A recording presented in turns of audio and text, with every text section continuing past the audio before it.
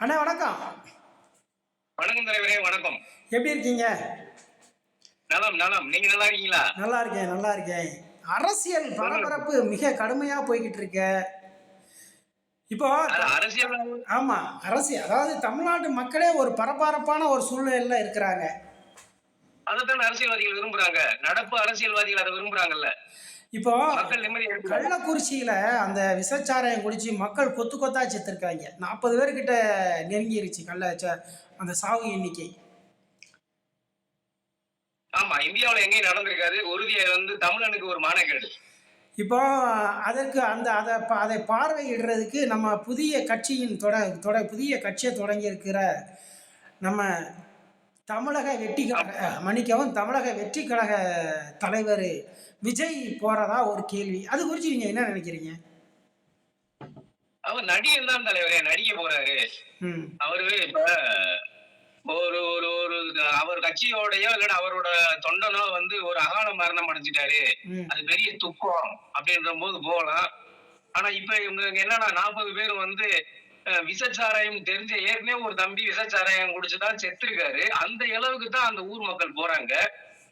விஷச்சாராயம் குடிச்சு செத்த அளவுக்கு போற மக்கள் அதே விஷச்சாராயத்தை குடிச்சு சாகுறாங்கன்ற போது இது இந்த மக்களை நம்ம என்ன பார்வையில பாக்குறதுனே தெரியல. அவங்க அறியாமையில இருக்காங்களா, இல்ல அறிஞ்சும் போதைதான் ரொம்ப முக்கியம், அது விஷமா இருந்தாலும் பரவாயில்ல அப்படின்னு சொல்லிட்டு ஒரு ஒரு ஒரு அது ஒரு திமிர் தானே, அது ஒரு வகையான ஒரு திமிர் தான். அந்த வகையில செயல்படுறாங்களா, இல்ல எந்த வகையில அவங்க மக்கள் இருக்காங்கன்னு தெரியல. இது இந்த விஷயங்கள்லாம் எல்லா தலைவர்களும் விஜயன்றது இல்ல, எல்லா தலைவர்களும் போய் 10 லட்சம் தர்றேன், 15 லட்சம் தர்றேன், அண்ணாமலை எல்லாம் நான் என் கட்சி சார்பா 1 லட்சம் தரேன்றாரு. இப்ப அண்ணாமலை இதை ஊக்குவிக்கிறாரா?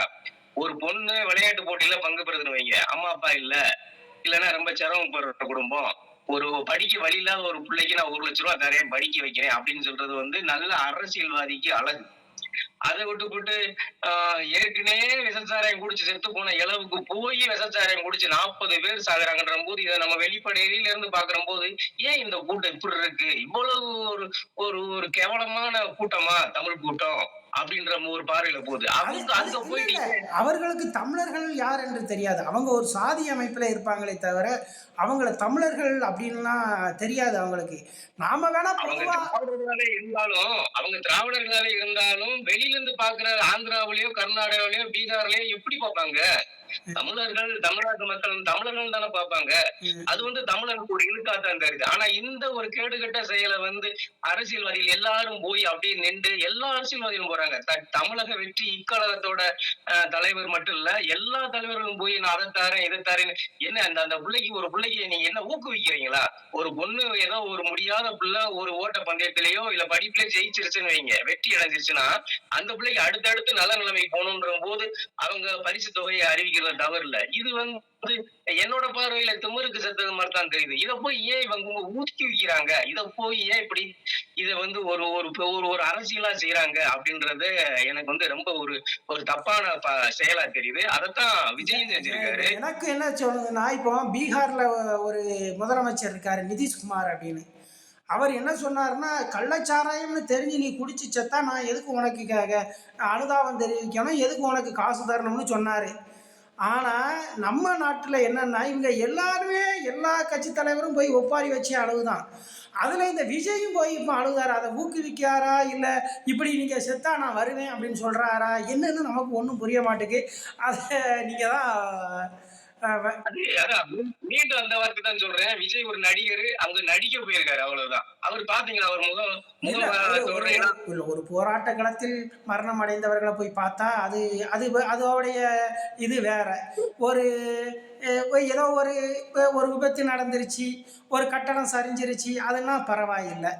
இது குடிச்சிட்டு செத்துருக்குறாங்க, அவங்கள போய் இவர் பார்க்க போறாரு. அப்போ இவருக்கு என்ன மாதிரியான அரசியல் அறிவு அப்படிங்கிறத நினைக்கும் போது ரொம்ப வேதனையாக தான் இருக்குது.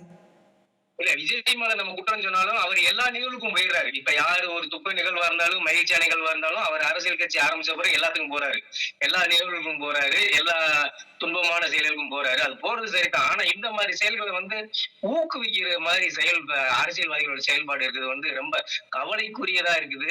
ரொம்ப அது தவறு. அரசியல்வாதிகள் வந்து தன்னோட கேவலமான அரசியலுக்காக, வெற்று அரசியலுக்காக வந்து இத வந்து எப்படி சொல்றது? ஒரு விளையாட்டு போட்டியில வெற்றி அடைஞ்ச மாணவனை எல்லாரும் சேர்ந்து தலையில தூக்கி வச்சு கொண்டாடுவோம் பார்த்தீங்களா? அந்த மாதிரி இது எனக்கு தெரியுது. இது தவறு. நிதிஷ்குமார் நீங்க சொன்னது மாரி நிதிஷ்குமார் ஒரு தமிழ்நாட்டோட மன்னிக்கணும் ஒரு பீகாரோட முதலமைச்சர். அது பின்தங்கிய மாநிலம். அந்த முதலமைச்சரே சொல்றாரு. அது உனக்கு கள்ளச்சாராயம்ன்னு தெரியும், நெருப்புன்னு தெரியும். அத நீ தொடாத. தொட்டுட்டு உன் கை புண்ணா போனா அதுக்கு நான் பொறுப்பில்லன்ட்டு நிதிஷ்குமார் அறிவிக்கிறாரு.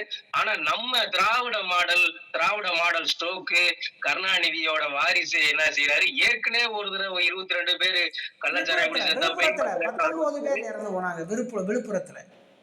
விழுப்புரம் அதை சுற்றுவட்டார பகுதி மாவட்டங்கள்ல இருக்கவங்க சேர்ந்து நீங்க 19 பேர் சொல்றீங்க. 19 பேர் செத்தப்பையும் ஊக்குவிச்சாரு. 10 லட்சம்ன்றது சாதாரண விடயம்ல தலைவரே.